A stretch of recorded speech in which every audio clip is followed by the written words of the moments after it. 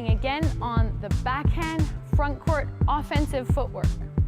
Now before we get going for today, I want to share with you a little story, a lesson I learned as part of the many trials and tribulations of my professional career. Some of you might be thinking that this might feel basic or like things you already know.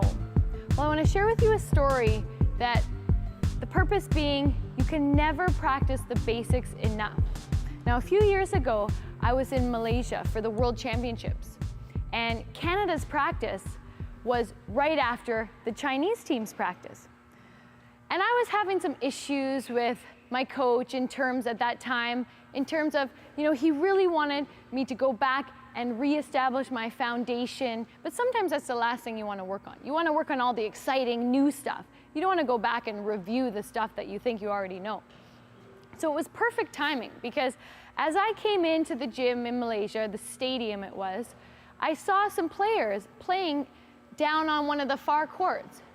And I couldn't really make out who they were, but I could follow the drill they were doing. And it was a really basic drill. One of the ones you'd probably start with on maybe your very first day of badminton lessons. So I remember looking down thinking, who are those guys? Why are they doing that drill? That's such a basic drill. And of course, as I walked down there and got closer, I realized who it was.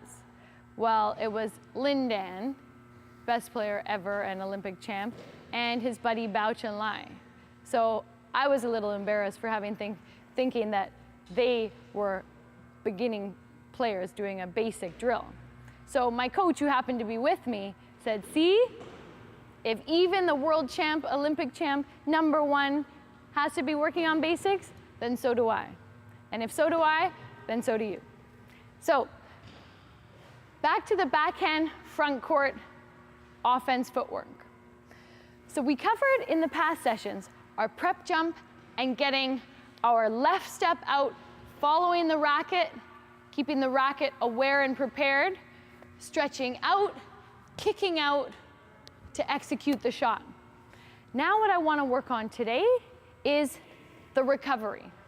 How do we get back after we've hit our beautiful backhand shot?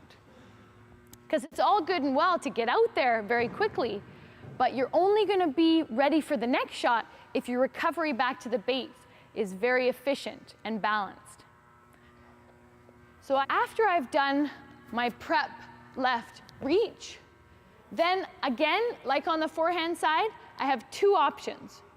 The first is the drag, where I'm dragging my back foot onto the ground to create that friction that's going to slow me down, so I can then press off of the back foot and recover back to the base. Prep left reach and then drag for the recovery. I don't want to drag all the way into here because then I'll stand up and lose my energy. I just want to drag about a foot or as short as I can before I can press down the weight onto my back leg and jump back to the base. Let's see it in real time. Prep left, drag, and back. Prep left, drag, and back. Prep left, drag, and back. Let's try it for the lefties. Prep left, drag, and back. Prep left, drag, and back. So as we recall from the forehand side, there's another way to recover. Not only can we do the drag, we can also do the front leg hop. So that one looks like this.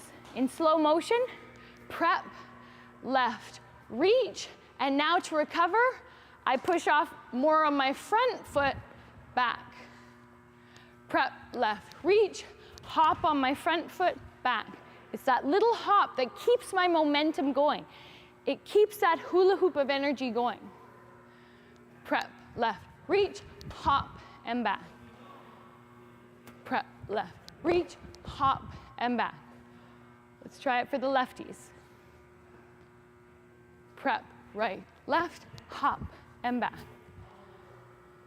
Notice my sumo suit is still on. Prep, right, left, hop, and back. Prep, right, left, hop, and back.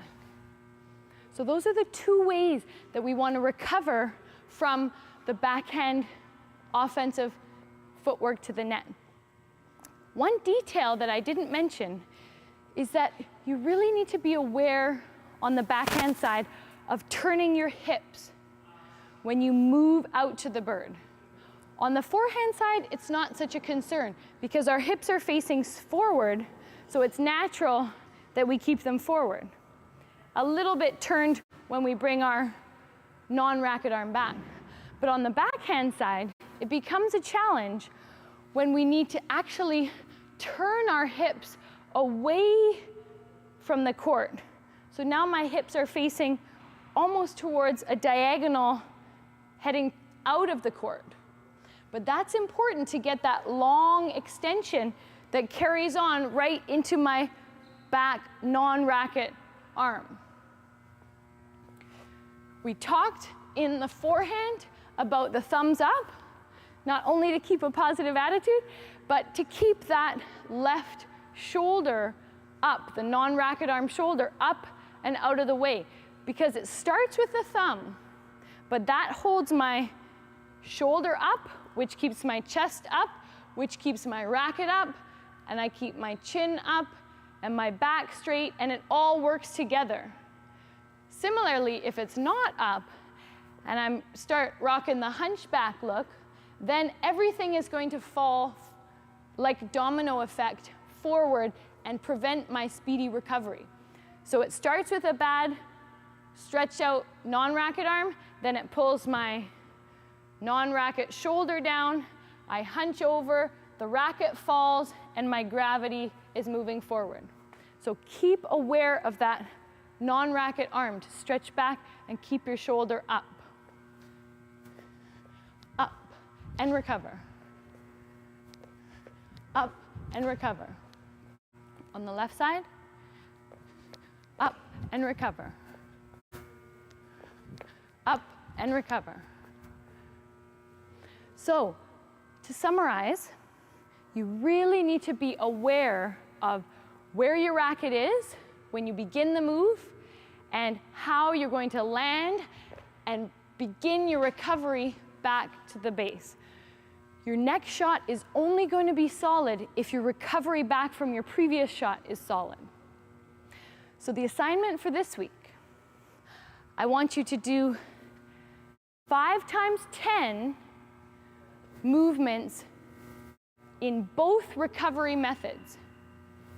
So that means 5 sets of 10 shots with the drag recovery, which is this, drag and hop back, left, land, drag and hop back.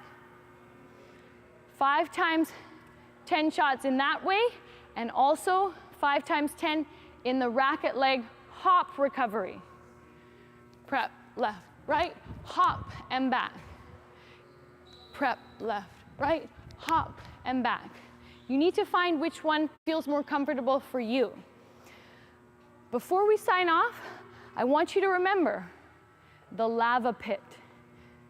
There's a pit of hot lava that you're landing in when you go forward to the net.